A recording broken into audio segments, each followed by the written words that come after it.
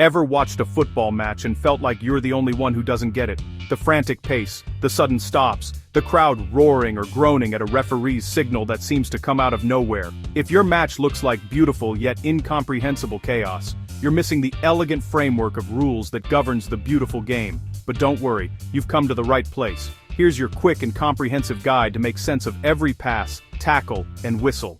In the next 10 minutes we'll transform you from a confused spectator into a confident fan who understands the strategy and nuance behind every moment. Stay tuned, your journey to football clarity begins now. First, let's talk about the stage where all the drama unfolds. The pitch. A professional football pitch is a precisely measured rectangle of grass or artificial turf. While dimensions can vary slightly, it's typically between 100 and 130 yards long and 50 to 100 yards wide. This massive area gives players the space to sprint, strategize, and showcase their skills. The pitch is divided into two equal halves by the halfway line. Right in the middle is the center circle, with a 10-yard radius. This is where the game begins with a kickoff, and it ensures opponents are a fair distance away when play starts. At each end you'll find the most critical zones. The larger rectangle is the penalty area, often called the 18-yard box. It extends 18 yards out from the goal line. Inside this box, any major foul by the defending team results in a penalty kick, the game's ultimate one-on-one showdown. Within that, the smaller rectangle is the goal area, or 6-yard box. This is where goal kicks are taken from, and it provides a small zone of protection for the goalkeeper. That small white dot, exactly 12 yards from the center of the goal, is the penalty spot.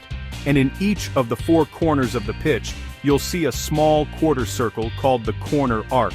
When the ball goes out of play behind the goal, the attacking team restarts play from inside this arc with a corner kick. And of course, one-on-one percent, scores the ultimate target, persuadem the goals. Positioned at the center of each goal line, a regulation goal is exactly 8 feet high and 24 feet wide. The net is there not just to stop the ball, but to provide clear confirmation when a goal has been scored. Now for the equipment. The star of the show is the ball itself. For senior professional matches, a size 5 ball is mandatory. It must be spherical and inflated to a specific pressure between 8.5 and 15.6 pounds per square inch to ensure it behaves predictably when kicked, headed, or saved.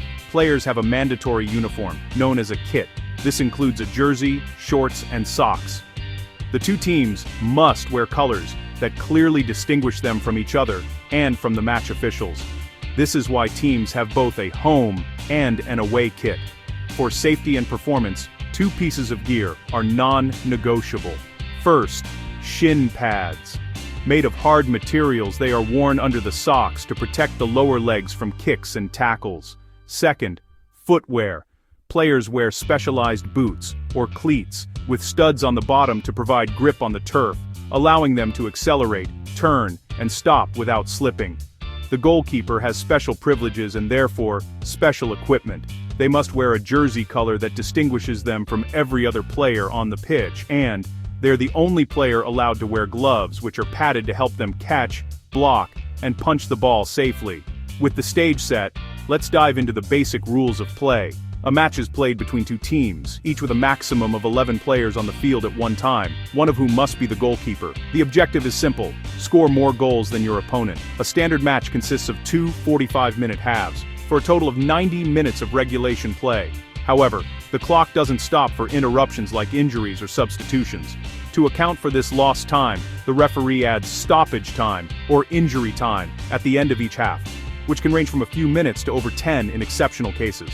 Between the two halves, there's a 15-minute halftime interval. The game starts with a kickoff from the center spot. A coin toss decides which team kicks off first. After a goal is scored, the game restarts with a kickoff by the team that just conceded. The ball is in play for the entire match unless it fully crosses either the sideline or the goal line, or if the referee stops play. If the ball goes out over the sideline, play is restarted with a throw-in by the opponents of the player who last touched it. If it crosses the goal line, it's either a goal kick if the attacking team touched it last, or a corner kick if the defending team touched it last. The most fundamental rule is about how you can play the ball. Players can use their feet, head, or chest to control and move the ball, but they are forbidden from using their hands or arms. The only exception is the goalkeeper, who is allowed to handle the ball inside their own penalty area. When a player breaks a rule, it's called a foul. Fouls like tripping, pushing, or handling the ball result in a direct free kick, meaning the kicker can score directly from the kick. Less severe infractions, like obstruction or dangerous play without contact, result in an indirect free kick, from which the ball must touch another player before a goal can be scored. For more serious misconduct, referees use yellow and red cards. A yellow card is a warning for unsporting behavior or repeated fouls. A red card is for serious foul play, violent conduct, or denying an obvious goal-scoring opportunity, and it results in the player being sent off the field for the rest of the game. If a player receives 2 yellow cards in the same match, it equals a red card. Now for the rule that causes the most debate: offside. It's designed to prevent players from simply waiting near the opponent's goal. A player is in, and if they are in the opponent's half of the field, and are nearer to the opponent's goal line than both the ball and the second-to-last opponent. The last opponent is usually the goalkeeper, so it's often about being ahead of the last outfield defender. But here's the key. Being in an offside position is not an offense in itself. It only becomes an offense at the moment the ball is played forward to them by a teammate. At that precise moment, if they are in an offside position and then become actively involved in play, by touching the ball, interfering with an opponent, or gaining an advantage, the referee will award an indirect free kick to the defending team. There are exceptions. A player cannot be offside in their own half of the field. They also cannot be called offside if they receive the ball directly from a goal kick, a corner kick, or a throw-in. Understanding these nuances is key to appreciating both brilliant attacking runs and well-executed defensive traps.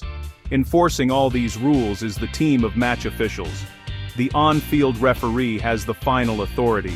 They are assisted by 2 assistant referees, who patrol the sidelines, primarily to signal for offside, throw-ins, and corner kicks. A 4th official manages substitutions and stoppage time from the sideline. In the modern era, they have a high-tech assistant, the video assistant referee, or VAR. The VAR team, located in a central control room, reviews footage of the match in real time. Their job is not to re-referee the game, but to intervene for potential clear and obvious errors or serious missed incidents. VAR only reviews 4 specific match-changing situations. First, goals, to check for any infringements like offside or a foul in the build-up. Second, penalty decisions, to ensure they were correctly awarded or missed. Third, direct red card incidents, to confirm if an act of serious foul play was missed or incorrectly punished. And finally, cases of mistaken identity, to make sure the correct player was shown a card. The process involves a silent check on every goal and major incident. If the VAR identifies a potential clear error, they recommend an on-field review. The referee then signals by drawing a rectangle in the air and reviews the footage on a pitch-side monitor before making the final, unappealable decision. And there you have it. From the dimensions of the pitch to the complexities of VAR, you now have the essential knowledge to follow the action. The rules provide the structure, but within them, players create moments of unpredictable genius. That's football by the rulebook. Now you're ready to watch, understand, and truly appreciate the beautiful game. Game on!